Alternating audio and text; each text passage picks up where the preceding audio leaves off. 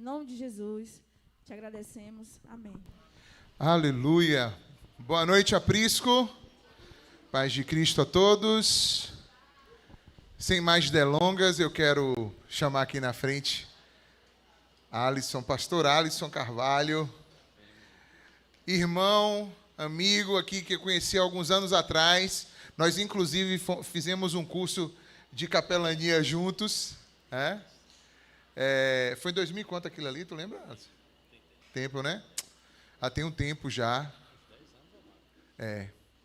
Mas é uma alegria, eu sempre tenho acompanhado a jornada dele. E agora, nos tempos da nossa escola teológica, a gente se reencontrou, porque ele também é coordenador estadual do Leadership Outreach, que é o nosso apoiador, parceiro dos nossos módulos, que tem nos ajudado aqui também na nossa escola.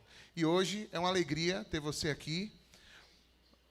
E hoje a gente uniu o culto de terça-feira do Aprisco com a nossa aula, para que a gente possa abrir um pouquinho para vocês que fazem parte aqui da igreja e não estão no curso, um pouquinho do que a gente experiencia aqui nos dias de aula, que geralmente são, Alisson, nos dias de quarta-feira. Mas aí, quando tem a abertura de módulo, a gente puxa para terça, chama os alunos para cá, e a gente faz no culto também de doutrina da igreja. É uma alegria recebê-lo aqui, e fique à vontade, tenha aquele tempo que a gente pensou lá, fique à vontade. A gente falou de 2h30, estou brincando, gente, talvez menos porque estamos no culto, mas eu quero pedir a você que esteja com o seu coração aberto, aprender um pouco mais da palavra de Deus. Amém, gente? Me permite fazer essa oração, meu irmão? Pai, quero te agradecer pela oportunidade de estarmos aqui juntos para a inauguração do módulo 4 da nossa escola teológica Aprisco. É uma alegria poder receber hoje Alisson aqui, que é um irmão, um companheiro, um cara dedicado, eu sei que tem amor por tua obra e pela tua palavra, zeloso, e que vai estar conosco hoje partilhando um pouquinho daquilo que ele também tem aprendido. Que o Senhor possa continuar abençoando a sua vida. Quero te agradecer pela vida dele, pastor Jami também. Quero te agradecer, Senhor, pela Venture Church. Quero te agradecer pelo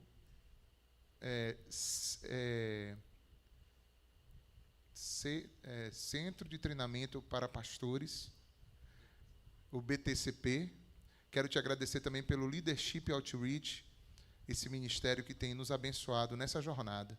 Que o Senhor possa continuar guardando o teu filho, guardando sua casa, sua família, suprindo todas as suas necessidades e também dando a ele a direção, Pai, sobre tudo que o Senhor tem na vida dele, em nome de Jesus. Amém. Me dá só esse módulo aqui, Carol, para mostrar aqui para o pessoal. Quem não conhece...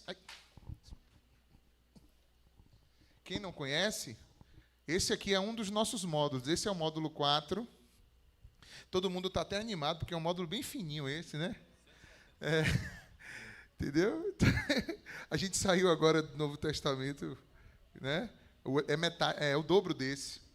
Mas a gente está aqui, então, desde julho do ano passado, a gente começou a Escola Teológica Aprisco.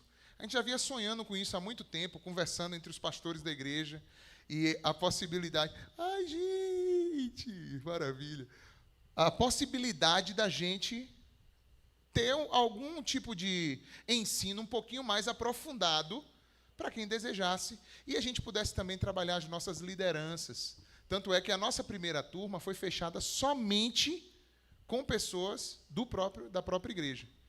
Essa nova turma agora, a segunda turma, que já vamos começar em breve, essa já vai ser aberta para outras pessoas também de fora. Mas a primeirona somos nós, né, que somos também os cobaias, o professor cobaia, a professora cobaia,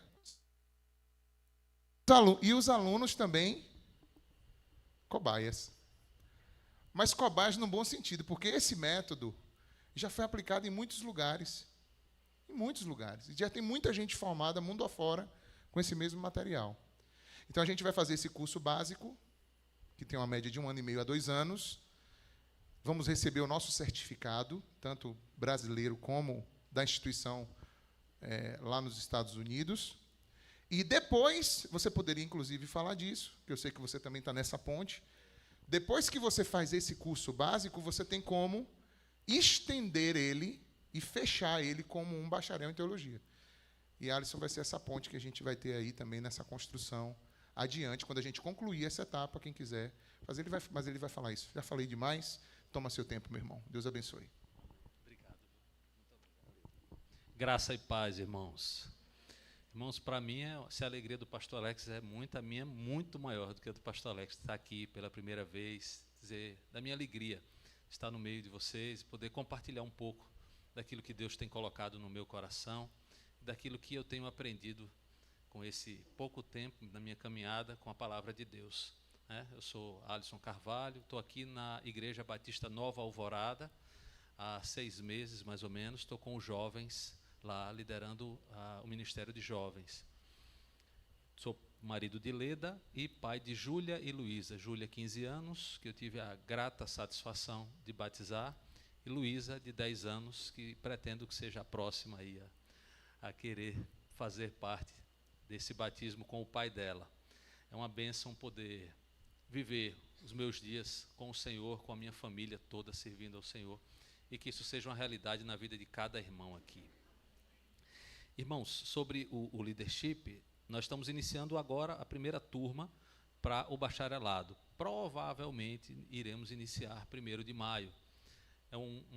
Essa extensão do leadership que vai proporcionar o bacharelado são mais 24 meses, são 24 disciplinas, uma a cada mês. Terminou as 24 disciplinas, nós temos mais uma que é o TCC. Hoje, a mensalidade que era 450, através da parceria, ficou R$200. Então, você consegue, no final de mais 2 anos, ter o seu bacharelado reconhecido pelo MEC, com a faculdade que já tem muito tempo aí de história. Todos conhecem a Fatim, tem um polo aqui, e hoje nós vamos fazer esse polo de forma virtual. Nós temos aqui, estamos na 2ª turma do Leadership de forma virtual, temos alunos aí de boa parte do Brasil, espalhado aí, desde a 1ª turma, essa 2ª, iremos formar uma turma agora em 1ª semana de dezembro, na 1ª sexta-feira de dezembro. Esse ano nós temos 4 formaturas do Leadership. Araci, aqui em Feira, uma em Porto Seguro e uma em Salvador.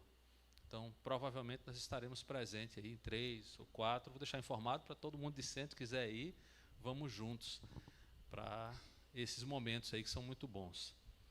Irmãos, falar sobre pregação de mensagens bíblicas e o ministério pastoral. Vou pedir aos irmãos que abram as suas Bíblias na 2ª carta de Paulo a Timóteo, capítulo 4, verso 2.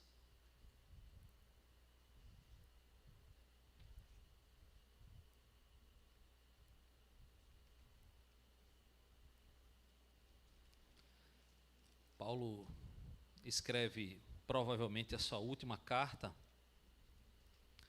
esta carta aqui a Timóteo, a quem ele tem algumas notícias.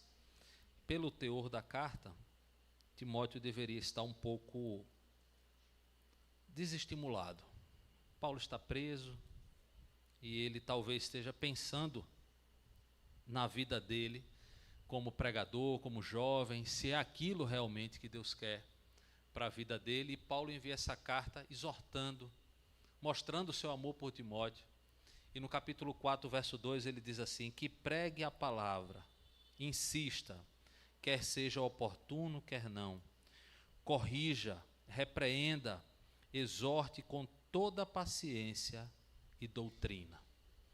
Quando a gente fala de pregação, sempre vem à mente esse texto. Quando o aprisco monta uma escola de teologia, ele está fazendo aquilo que a grande comissão deu como ordenança. Talvez a gente pegue aquele texto de Mateus 28 e diga que o ide é o imperativo, mas o imperativo ali é fazer discípulos. É muito importante a gente ter isso em mente. E Jesus diz como fazer discípulos: ensinando a guardar todas as coisas que eu vos tenho falado. Ensinando, escola. Isso é muito antigo. Talvez hoje a pedagogia esteja se reinventando em alguns pontos, e muitos desses pontos estão presentes na Bíblia desde sempre. Hoje a pregação que vocês irão aprender no módulo 4, pregação expositiva. Para aqueles que já fazem isso, vai ser mais um reforço, mas para aqueles que não fazem, vocês vão entender muita coisa. Vocês vão se tornar pessoas mais preparadas para ouvir uma mensagem e entender aquela mensagem de forma melhor. Porque tem algumas igrejas que, infelizmente, não se preocupam com os seus irmãos, as pessoas que fazem parte, e aí não preparam. A ideia de preparar alguém mostra que você tem que se preparar muito mais. E isso é uma coragem do pastor, do líder, da liderança da igreja. Então, quando vocês começarem a lidar com mensagem expositiva, por que eu tenho que pregar expositivamente? Por que eu tenho que ler um texto, explicar esse texto e aplicar esse texto? Por que quando eu olho para um texto eu não fico preso ao que ele disse, mas eu tenho que saber para quem ele falou, por que ele falou, em que situação ele falou, o que aquele ouvinte, o que Timóteo sentiu quando ouviu isso aqui. Eu tenho que trazer essa expressão para que a gente sinta a mesma coisa. Isso é fazer uma pregação expositiva. Diferente do modo temático, que ele pega um tema. Não é ruim o modo temático de pregar. Nós podemos falar sobre o amor de Deus e discorrer sobre ele na Bíblia. Alguns fazem 3 pontos, 2 pontos, 5 pontos. Pode ser feito dessa forma também, não é ruim. Mas quando você pega um texto bíblico e você sai daqui e diz assim, olha, hoje eu aprendi aquele texto bíblico. Muda. Por exemplo, hoje eu quero trazer para vocês, mais à frente um pouquinho, aquele texto onde no livro de Neemias diz, a alegria do Senhor é a nossa força. Por que ele diz isso? Em que situação é esta alegria? Nós vamos aprender um pouco sobre isso. Mas para que a gente possa começar a pregar, a gente precisa, como vocês passaram, pelo módulo 1. E o módulo 1 ele traz como nós devemos fazer uma interpretação de texto. E aí nós passamos por 3 passos. E aí, como tem eta, tem oia.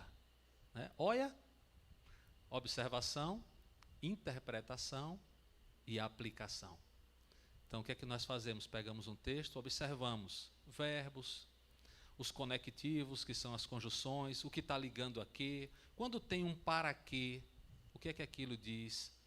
Vocês já perceberam que o livro de Efésios tem 6 capítulos na nossa divisão, e no 4º capítulo ele começa com a conjunção, ele sai da parte teórica e vai para a parte prática. Então, eu quero entender a teoria que Paulo quer trazer no livro de Efésios, capítulo 1 ao capítulo 3. Vocês aprenderam isso agora no módulo 3.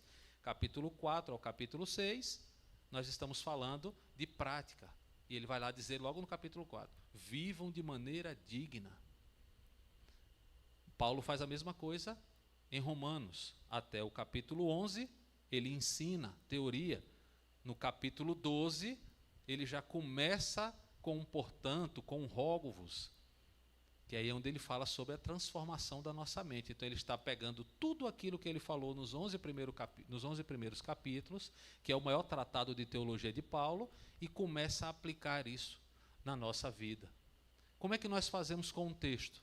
Nós lemos aquele texto, explicamos o que aquele texto está falando no seu contexto histórico, para depois aplicar.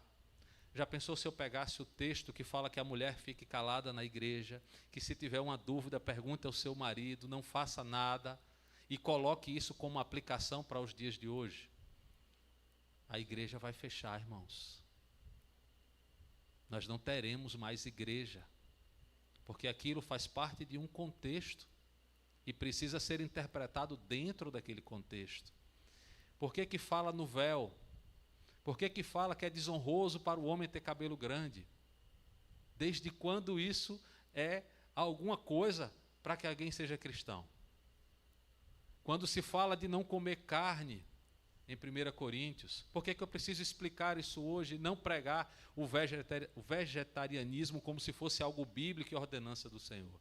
Então é essa explicação, é trazer você para aquele passado, para aquele tempo que nós estamos muito distantes, para que a gente possa entender o texto e aplicar da forma correta. Quer ver como isso é simples na prática? Qual é a igreja que Deus fala com João e diz que nós não devemos ser mornos. A igreja de Laodiceia. Por que ela fala em ser morno e liga a Laodiceia? Você pega a geografia. Laodiceia está entre Hierápolis e Colossos. Hierápolis, águas termais, Colossos, águas frias. E Laodiceia não tem nenhuma fonte nem outra. Eles fazem aquedutos e essas águas se misturam e chegam lá mornas. Nem são frias para preservar a vida, nem são quentes para dar cura. Então, o sentido de morno ali não quer dizer aquilo que a gente diz muitas vezes do crente Raimundo, pé na igreja, pé no mundo. Ele não é nada. Ele nem é frio para dar vida, como a água que nós bebemos, e nem é quente para cura, como existem algumas águas termais. Esse é o significado do texto. E aí eu vou trazer para os nossos dias. Precisamos dar vida e curar. Precisamos das duas coisas. É esse o entendimento que o texto me traz, e é isso que eu vou aplicar na minha vida. Então, não é que Laodiceia estava meio salva, meio perdida, ela não estava salva. Porque vai dizer, você pensa que é rica, mas é cega, pobre e nu. Então, ele não é meia coisa. O contexto explica isso de uma forma clara. Quando Paulo diz para Timóteo, pregue a palavra, ele está dizendo que você tem que pregar algo. Então, quem me dá o conteúdo do que eu vou pregar é a palavra. Eu não posso vir com a ideia preconcebida na minha cabeça que eu quero falar para a igreja algo e vou procurar uma desculpa chamada versículo bíblico para aplicar isso.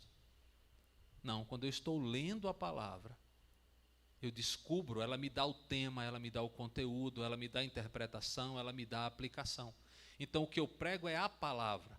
Deus tem compromisso com a palavra dele, não com a palavra do pregador. E isso faz toda a diferença na igreja, porque a igreja amadurece com a palavra de Deus, não com a palavra do pregador. A igreja cresce com a palavra de Deus, não com a palavra do pregador. Estando aqui, somos apenas instrumentos para levar uma mensagem correta, fiel e que salva. Isso é que nós fazemos. Percebam como a interpretação ela nos faz pensar e nós precisamos, na interpretação, também fazer ilustrações. Mas uma pregação ela não pode ser feita só de ilustrações. Não sei se vocês já perceberam, mas às vezes alguns irmãos pegam a Bíblia, lê um texto e fecha a Bíblia e esquece e não prega mais sobre aquele texto. E aí ele começa a contar histórias, pregações, e histórias, e ilustrações, e você saiu dali, sabe a vida dele toda, mas não sabe nada do versículo bíblico. Vamos fazer um exemplo com o Salmo 1. O que é que diz o Salmo 1? No primeiro verso, todo mundo conhece. Feliz é aquele que não segue o conselho dos ímpios, não se detém no caminho dos pecadores, nem se assenta ou se junta à roda dos escarnecedores. Vocês perceberam que há um movimento no texto? Se eu não sigo, eu não paro e nem sento. Mas se eu dou ouvidos àquela mensagem, eu vou parar para ouvir e vou sentar e ter comunhão com ele. Há um movimento no texto. Os verbos nos mostram, isso na simples observação do texto você já percebe. Então, como nós aplicamos isso? Como a gente ensina aos nossos filhos? Não ande com tal pessoa, só cumprimente, não converse.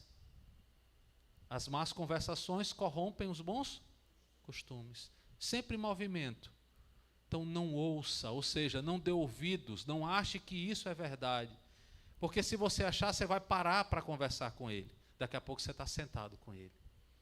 Então se você ouvir falar sobre o pecado, rejeite de primeira, porque senão você vai começar a pensar sobre ele e você vai achar que ele até pode ser bom. E aí, daqui a pouco, você está fazendo. Verso 2 diz, pelo contrário, tem prazer na lei do Senhor e nela medita de dia e de noite. Na nutrição, hoje, para você emagrecer, você não pode ficar com fome. Você tem que comer poucas porções em menos tempo para que você vá. Eu acho que eles pegaram isso da Bíblia. Porque aqui diz, medita dia e noite. Se eu não estou meditando na palavra de Deus, eu vou me alimentar de qualquer coisa. Então, qualquer pessoa que me falar algo que eu ache bonito, pode ser filosófico, pode ser de qualquer coisa, eu vou me alimentar daquilo. E aí a palavra de Deus vai ficar de lado. Mas se eu estou alimentado pela palavra de Deus, eu não vou aceitar qualquer coisa. Então eu vou começar a ser mais criterioso. Buscar. Isso é meditação. Muitas vezes esse verbo meditação, as pessoas fazem também uma ilustração com ruminar. Então percebam, a Bíblia está sendo pregada, nós estamos trazendo ensino, aplicações, mostrando algo cultural, mas ao mesmo tempo traz uma pequena ilustração para você fundamentar aquilo e não mais esquecer. Outra coisa importante, Lucas 10, 27 diz que nós devemos amar a Deus como o café, não é? Não? É? Café? Não é não?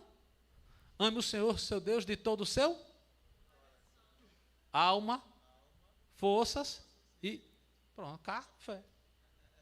Mas nunca se esquece. Não é? Aí eu falei isso no EBD com o pessoal, e um professor chegou e disse assim, semana que vem eu vou trazer o copo. Aí eu peguei na minha Bíblia aqui atrás, anotei copo. Na outra semana ele, comunhão, oração, palavra, obediência. Pronto, eu disse, agora eu vou pregar o copo de café.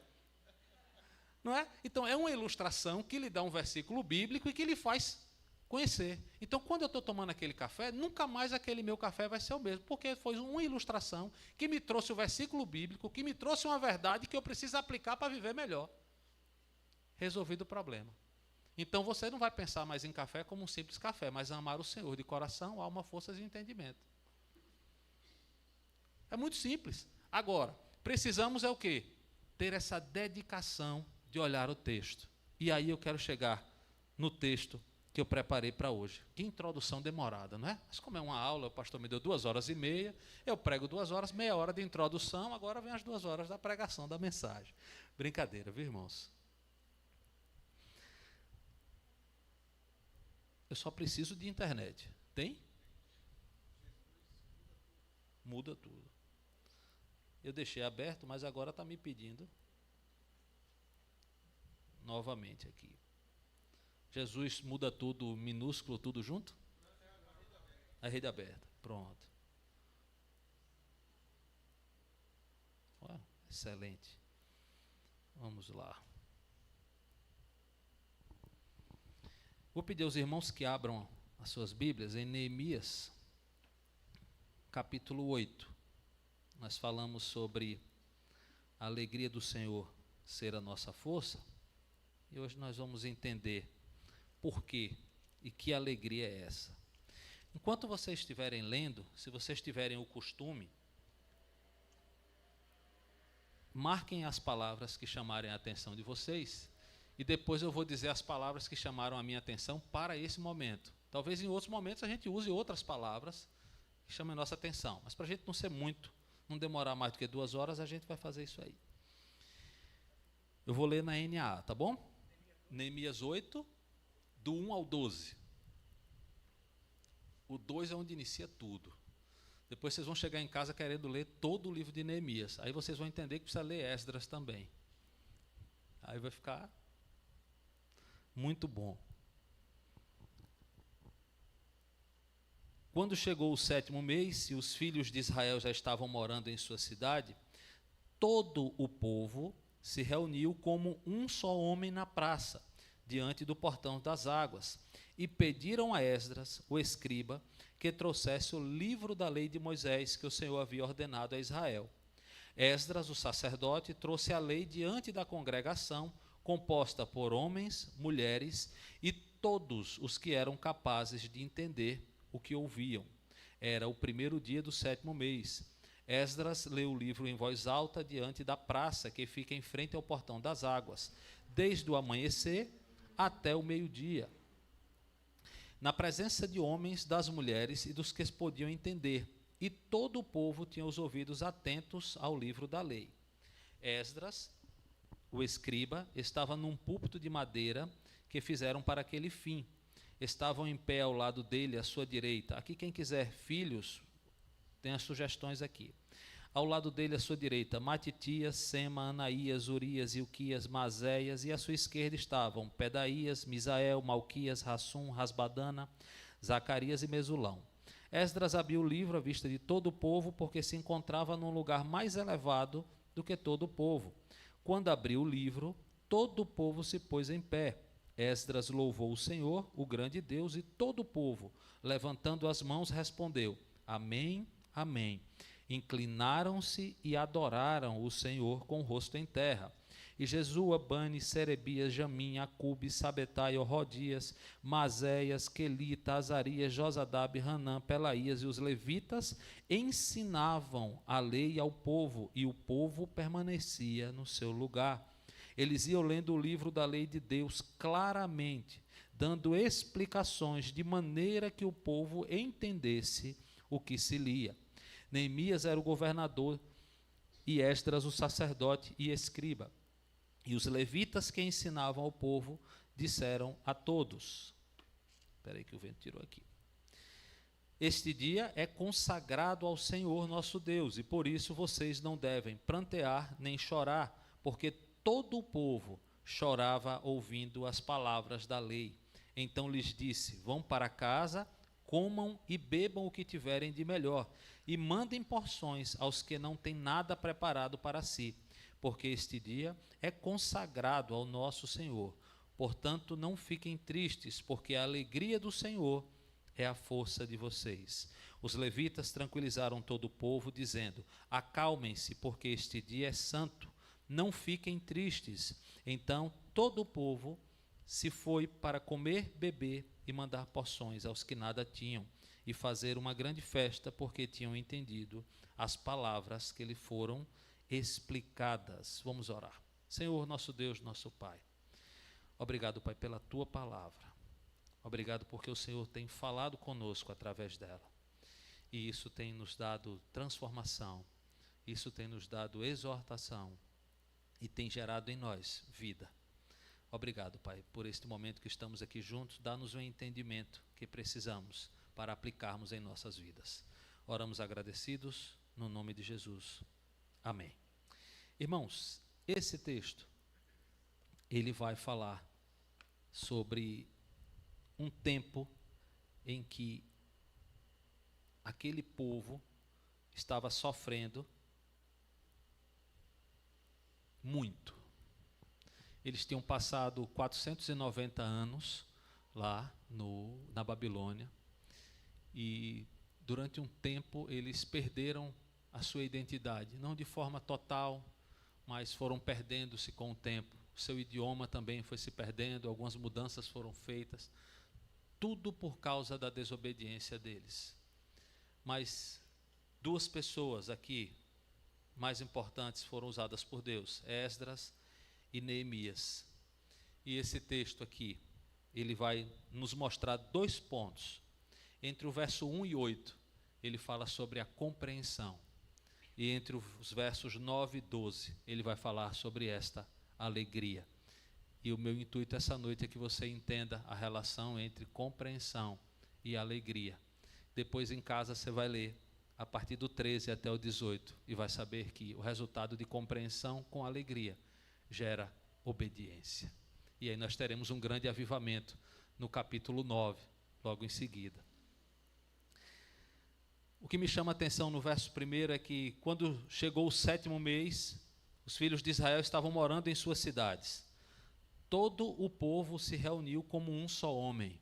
Tarefa de casa, leiam Atos 2 e marque quantas vezes aparece a palavra todos. E vejam o que acontece com todos em Atos 2. É muito interessante.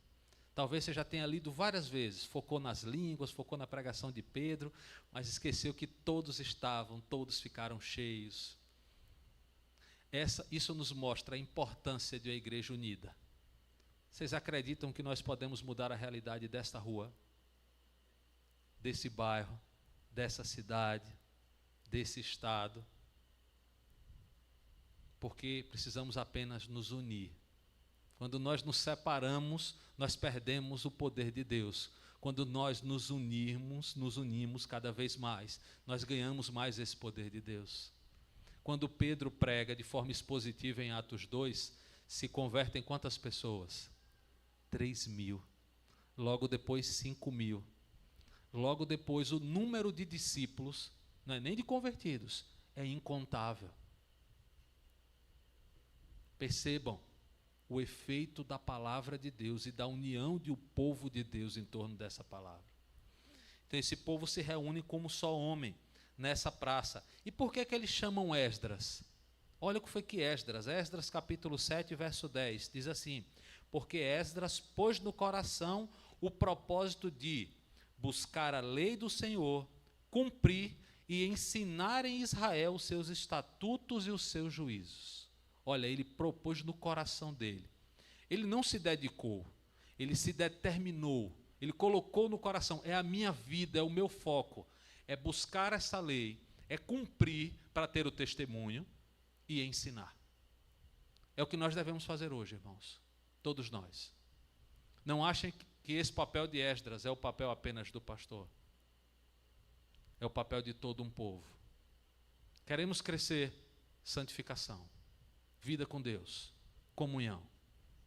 Quanto mais pessoas se determinarem a isso, mais o evangelho cresce. Quando João está em Apocalipse, que ele olha para trás, ele vê primeiro 7 candelabros, ou o candelabro de ouro. Lá no verso 20 do capítulo 1 vai dizer que aquele candelabro é a igreja. Voltando para o 12, no verso 13, diz que por trás daquele candelabro ele vê alguém semelhante ao Filho do Homem. Então, antes de ver Jesus, ele vê a igreja. Hoje é a mesma coisa. Quando a Bíblia nos chama de cooperadores, é porque nós fazemos aquilo determinado por Deus, para que Deus possa fazer o milagre. Só que a gente tem deixado de lado isso, tem se perdido. Às vezes a gente não quer fazer o que temos que fazer com medo do resultado que vai ter. Aí a gente não prega, a gente não fala a verdade para o nosso vizinho, com medo dele achar a gente careta. Você já pensou se todo mundo que você pregasse converter?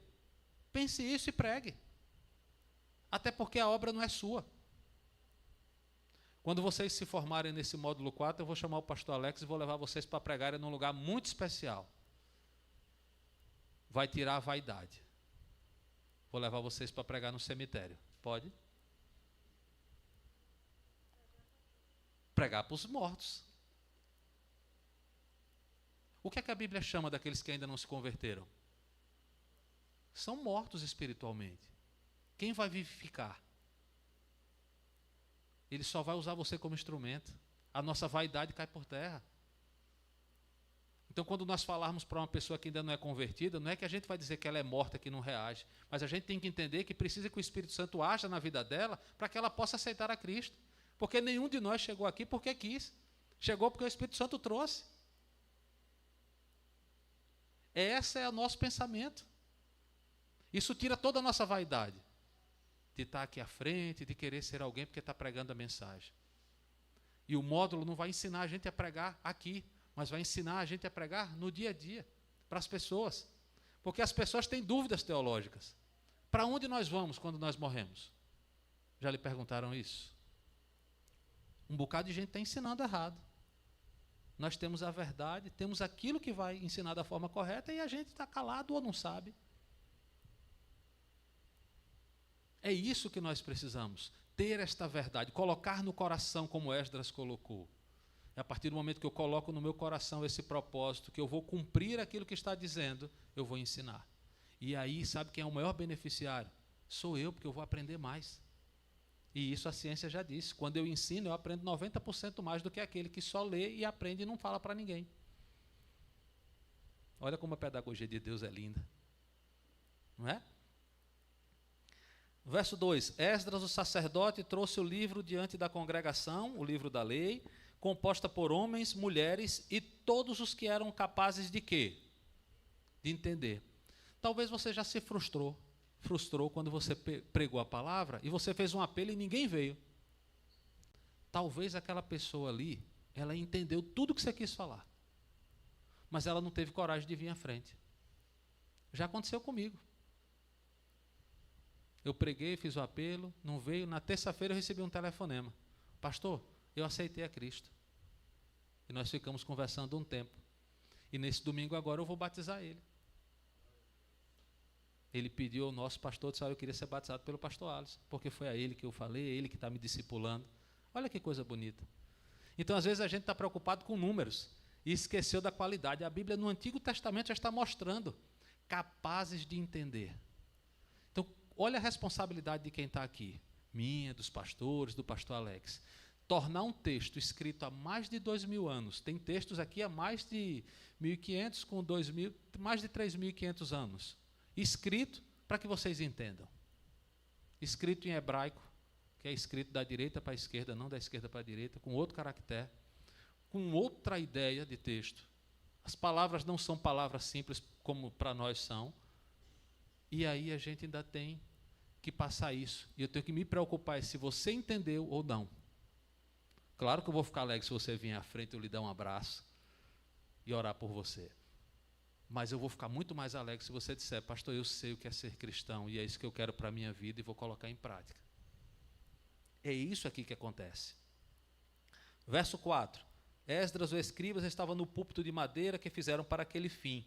Percebam que essa ideia do púlpito é mais antiga. E há uma reverência. Quando ele abre o livro da lei, no verso 5, quando ele abre o livro, todo o povo se coloca de pé. Algumas igrejas ainda observam esse costume. É um costume lá, tá? Nós não podemos trazer como ordenança aqui. Está relatando, é um texto descritivo. Está mostrando como acontecia. Você já pensou se a gente disser, todos fiquem de pé, e a gente tiver no meio da gente alguém que não pode ficar de pé? Que situação. Que a pregação até hoje, nos dias, a gente tem que saber como falar, o que falar. Porque desde lá Paulo já dizia, diga a verdade, mas com amor. Então nós não podemos nos utilizar do microfone, do púlpito, para trazer uma mensagem que seja dura e inconveniente e, ao mesmo tempo, agressiva. Ela pode ser dura, porque a verdade, às vezes, é dura, mas ela tem que ser dita com amor. Como se eu estivesse sentado do seu lado, lhe dando um abraço e dizendo, meu irmão, você está errado, você precisa mudar. E eu estou aqui, não para lhe incriminar, mas para lhe ajudar. É isso que a mensagem faz com a gente. Ela diz, olha, você está errado, conserta dessa forma, e se quiser eu vou lhe ensinar.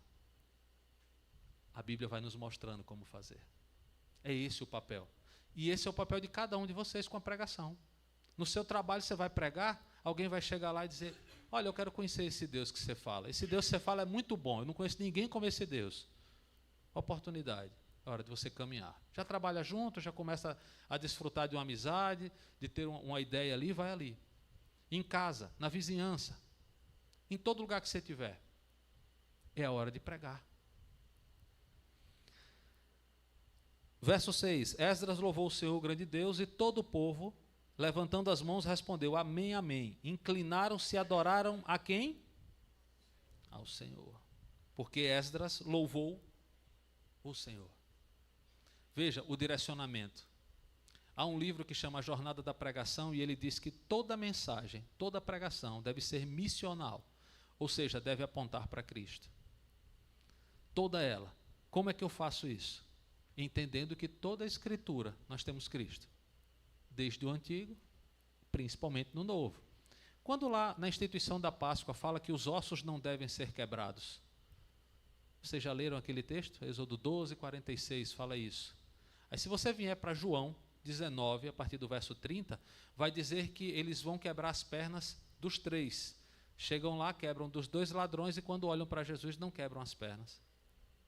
Porque já estava morto. Lá atrás estava dito que aquele cordeiro pascal não poderia ter nenhum osso quebrado. Olha as ligações que nós fazemos com Cristo. Então nós temos inúmeras ligações naquele texto de Êxodo 12 com Cristo. Essa é uma delas.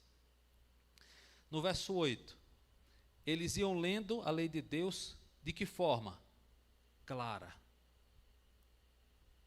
Nós não podemos vir aqui e não dominar o português ao ponto que todo mundo que esteja aqui, desde uma criança até um senhor mais idoso, não entenda o que eu estou falando.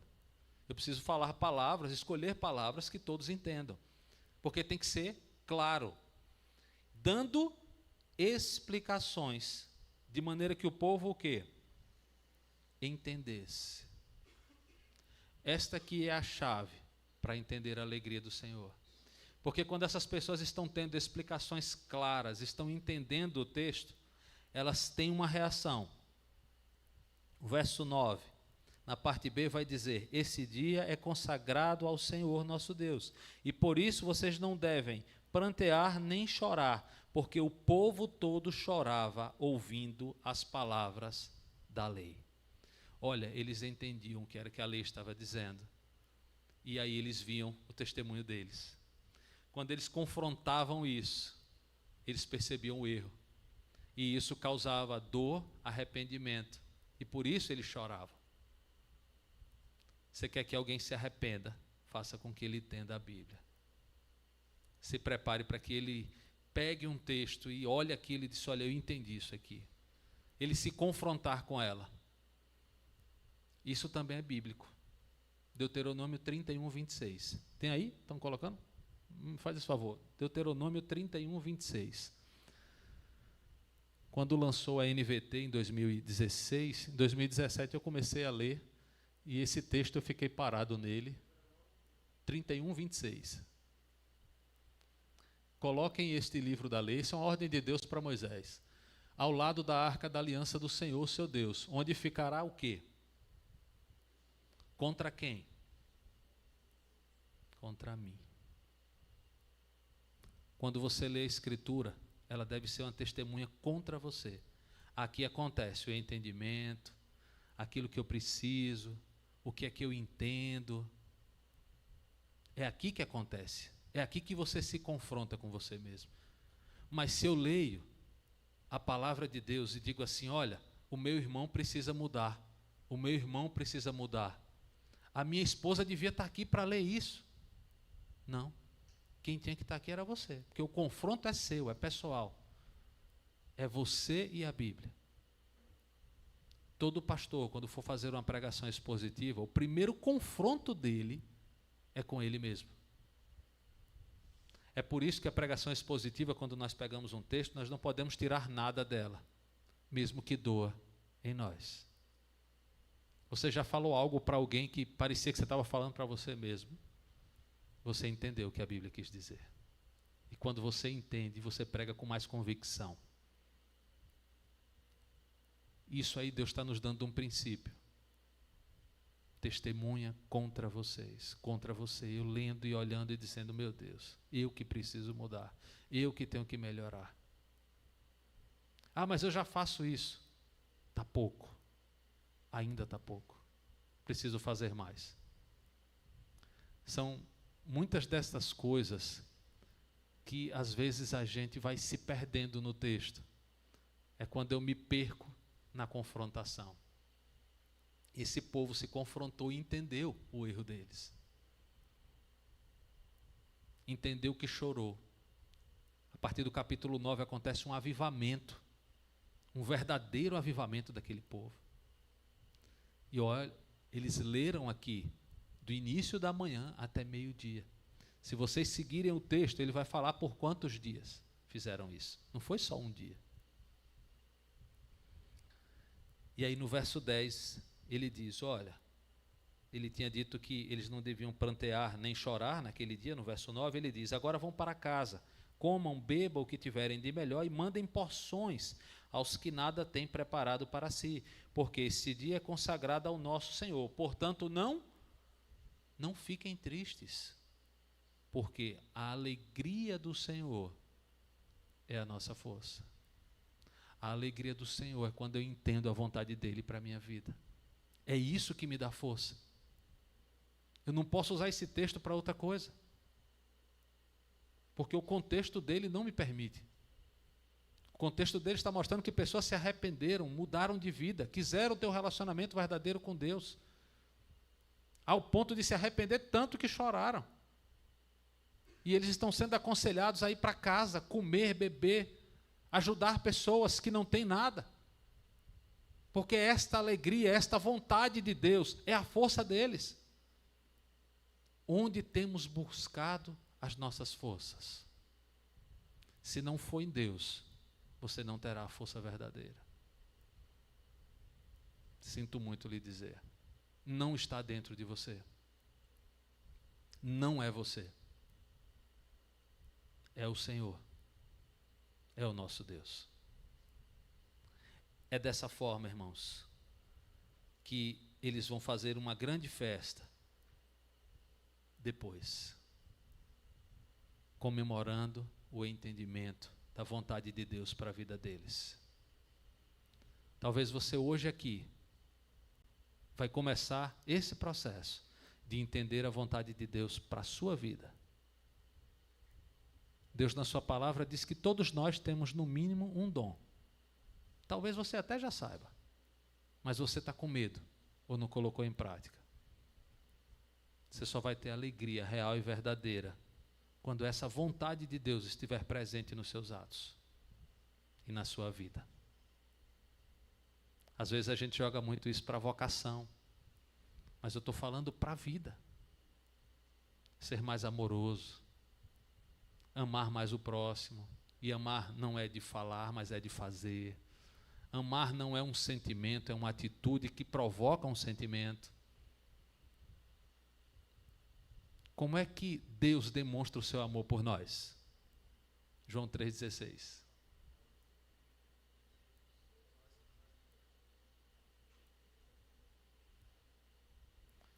Ele nos amou tanto que deu. Mais uma coisinha para vocês entenderem a Bíblia e fazer ligações. Eu falei João 3,16, não foi? Deus nos amou. 1 João 3,16. Pode colocar aí? Acho que ela não me viu. Viu? Ouviu? Ah, pronto. Desta forma conhecemos o que é o amor. Falamos da parte vertical da cruz, tá? Agora nós vamos falar da parte horizontal. Jesus Cristo deu a sua vida por nós e devemos também. 1 João 4 vai falar do amor de Deus de forma mais detalhada. Mas ela diz que se nós não amamos é porque nós não conhecemos a Deus. Ou seja, de Deus é um amor.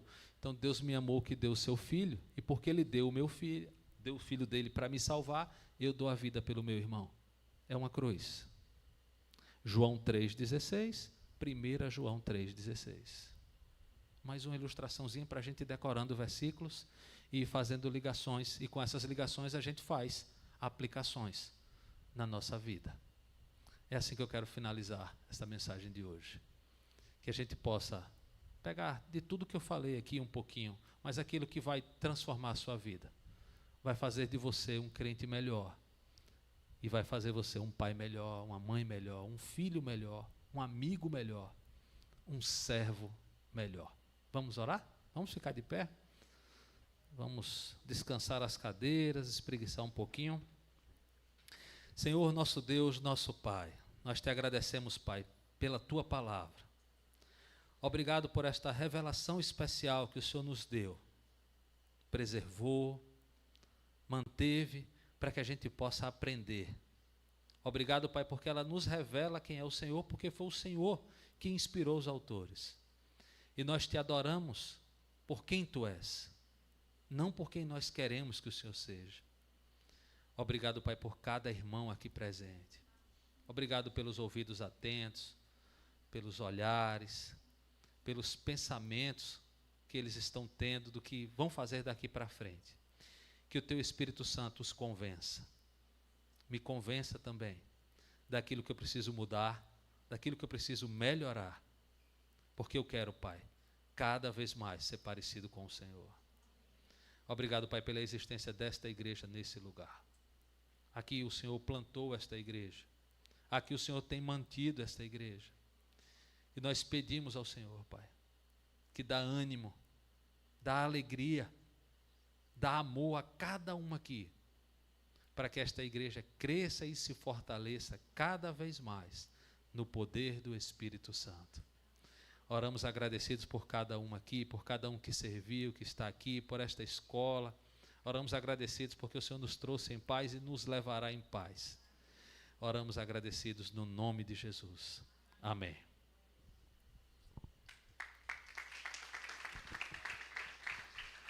Podem sentar, gente. Só um instante. Alguém tem alguma pergunta para o nosso professor de hoje? Tomara que tenha uma pergunta bem difícil, velho. Alguém tem alguma pergunta para fazer? Não tem, não?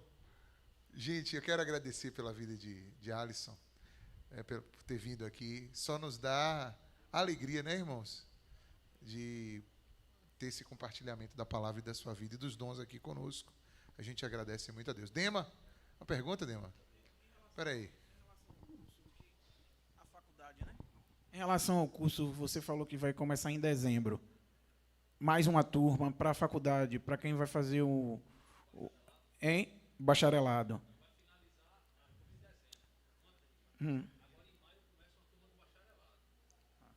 Para a gente... mas tá ligado, eu só posso começar o bacharelado quando concluir essa etapa? Quando concluir esses livros. Ok. Já tinha, inclusive, tirado essa dúvida. Mais alguma?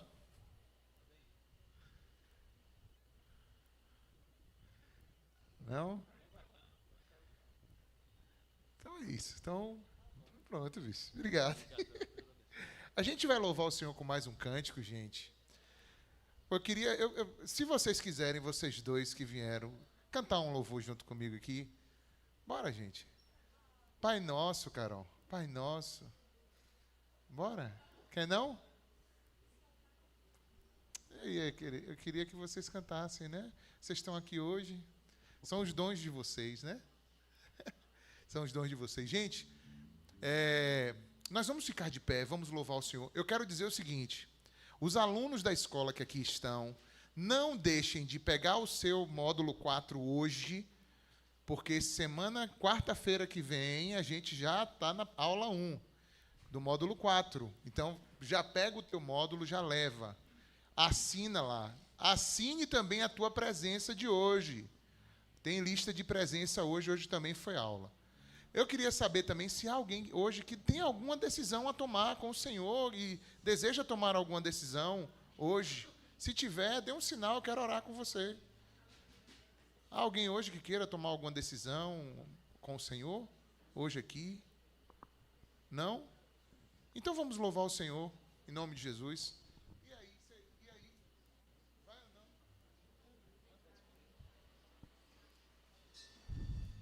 Vamos cantar mais.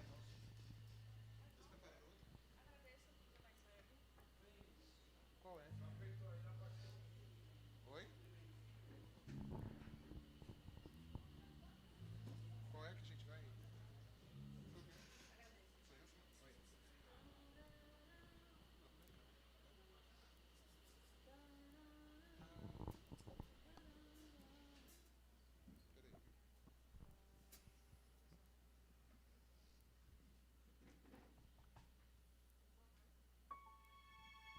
Vamos cantar então essa música que fala de gratidão ao Senhor. Vamos juntos.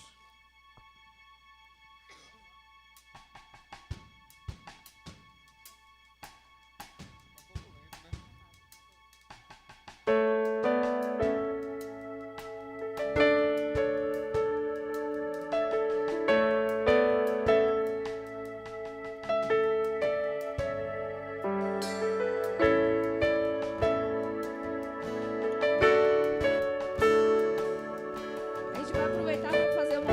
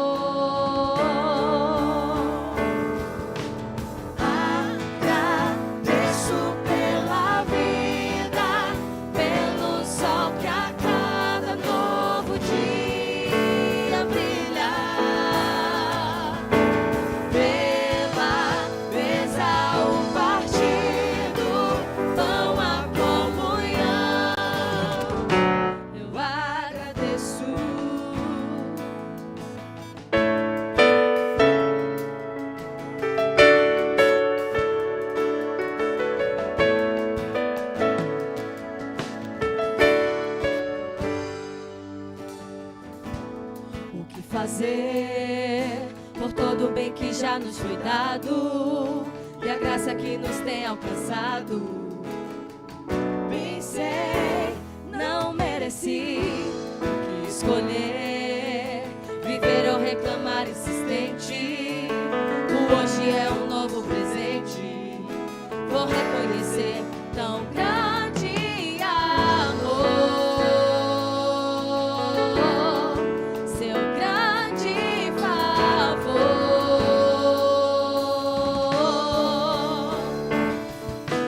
Agradeço pela vida, pelo sol que a cada novo dia brilha, pela mesa, o partido, pão, a comunhão. Eu agradeço,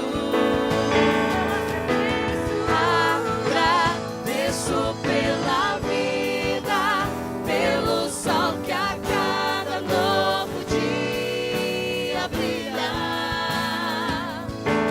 pela mesa, o partido, pão, a comunhão. Eu agradeço Pelo dia tão lindo que o Senhor fez, eu agradeço, pelo céu estrelado que nos traz paz, eu agradeço, pelo amor que se estende pra fazer o bem, eu agradeço por todo o bem que o Senhor faz, só Ele faz.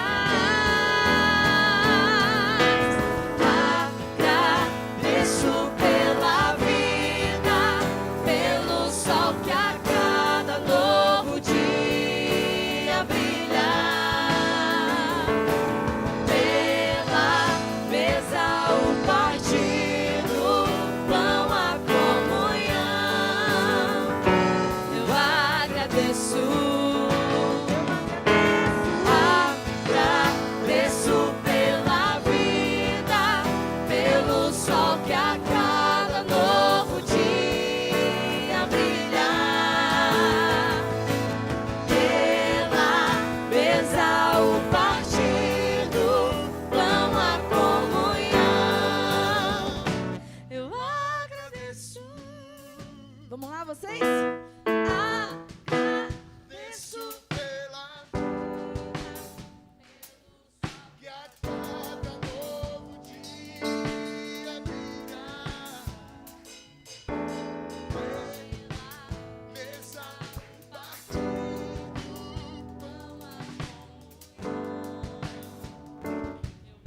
agradeço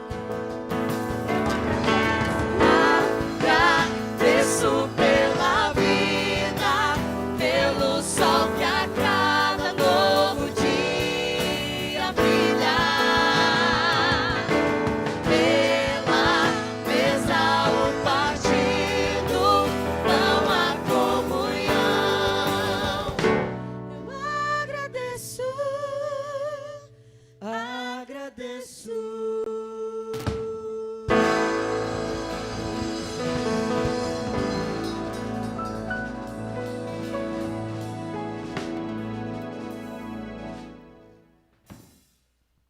Aleluia, glória a Deus.